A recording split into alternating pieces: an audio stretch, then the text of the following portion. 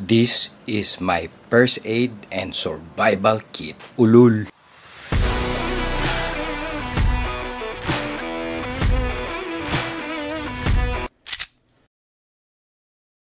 I'm seeing a lot of survival-related or prepper-related videos lately. Maganda sana sa isang banda, but on the other hand, many of these videos, if not all, are based on fantasy rather than reality. Particularly, meron ako nakitang isang video ng nag-demo siya, combined first aid and survival kit. Kung kayo ay nakakaintindi talaga ng totoong konsepto ng survival and more importantly, first aid, alam nyo na hindi pinagko-combine yung dalawang yon. You never put your survival items inside your first aid kit.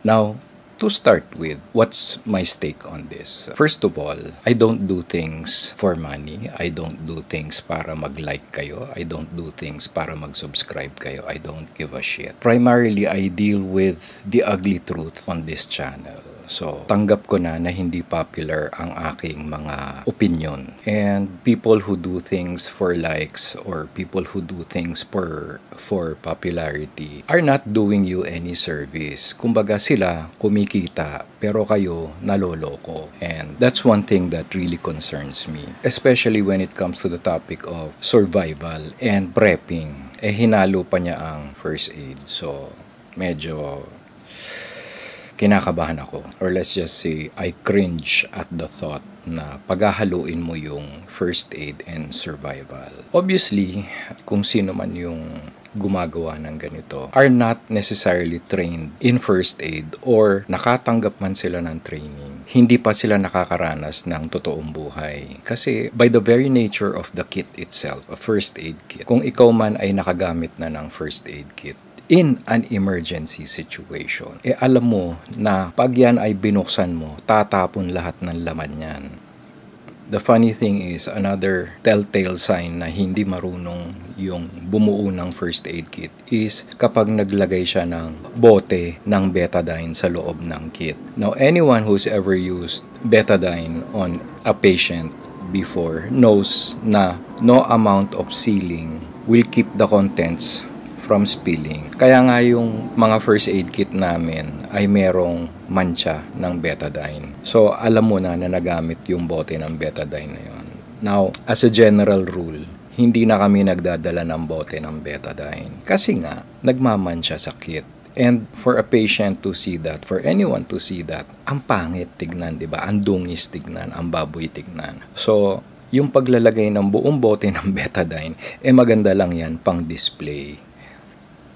Balik tayo. The moment na binuklat nyo yung first aid kit nyo, maganda yung presentation, ang ayos-ayos, di ba?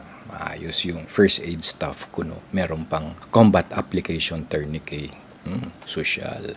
Pero in reality, maganda lang yun for presentation purposes. Pero for practical purposes, sabi sa inyo, pag buklat mo niyan, tatapon lahat. Kasi wala namang retention yung mga items na nilagay niya doon. So, ano yung point, 'di ba? Bakit sila gumagawa ng ganito? Paano nila nakukuhang lokohin ang audience nila by presenting stuff like that? Because in reality, once na magamit mo 'yun, lalo na in an emergency situation, kung nag-aambulansya siya or even kung nagjo-duty siya sa Nazareno, alam niya natatapon lahat ng gamit na 'yon.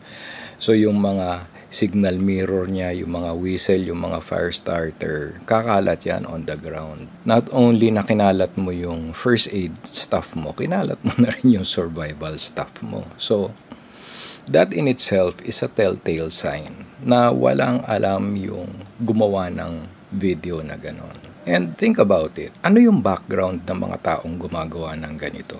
Siguro nakatanggap ng konting training. Siguro nakapanood ng YouTube video on survival. Prepping, naglakas loob na silang gumawa ng videos nila. Nagpapanggap sila na nagbibigay sila ng maayos na impormasyon. But in reality, walang sense yung sinasabi nila. That concerns me because for people like me who have the experience and are willing to share that particular knowledge with the common tao, itong mga ganito, medyo nakakaasar lang. Nakakaasar in the sense na napaka-popular nila and mind you, these people make money out of that.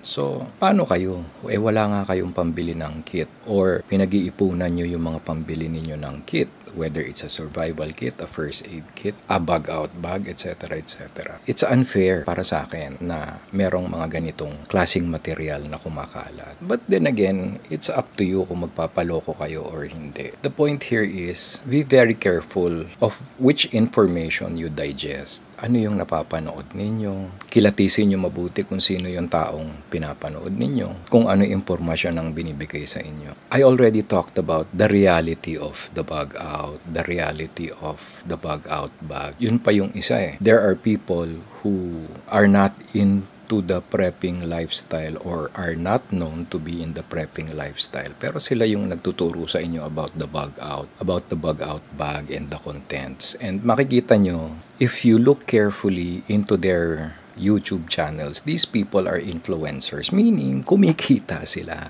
Samantalang itong channel na to, wala po akong kinikita. As you can see, aside from the occasional na makakahiram ako ng gamit, I have no sponsors whatsoever. I do this on my own time. I do this with my own resources, with my own equipment. So, wala talaga akong interest, wala akong ibang habol, kundi mag-disseminate, magturo ng wasto sa mga tao. So, kumbaga ingat-ingat lang sa mga gantong impormasyon. And hindi naman masama ang loob ko na wala akong subscriber, wala akong masyadong likes.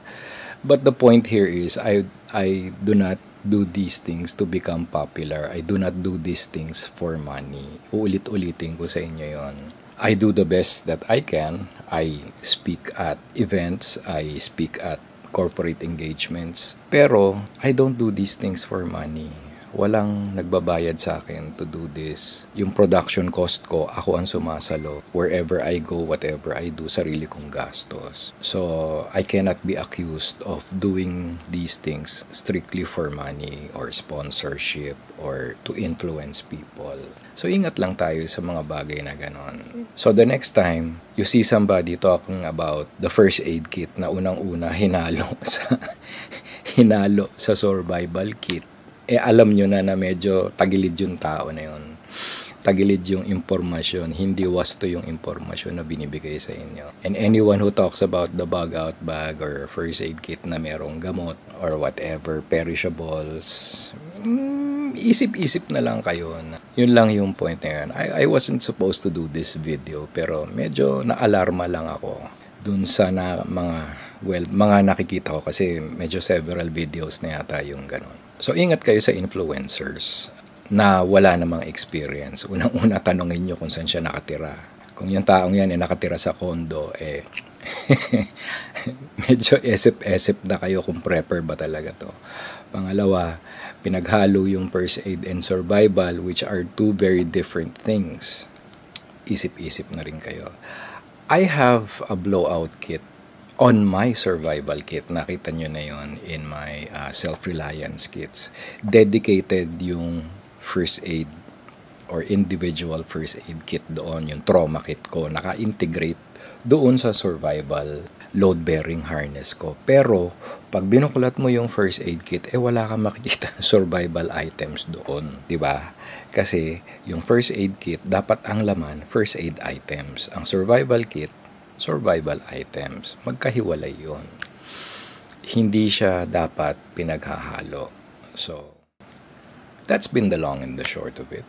This has been Abs Abando for Manila Sentinel. Raw. Stay away from stupid.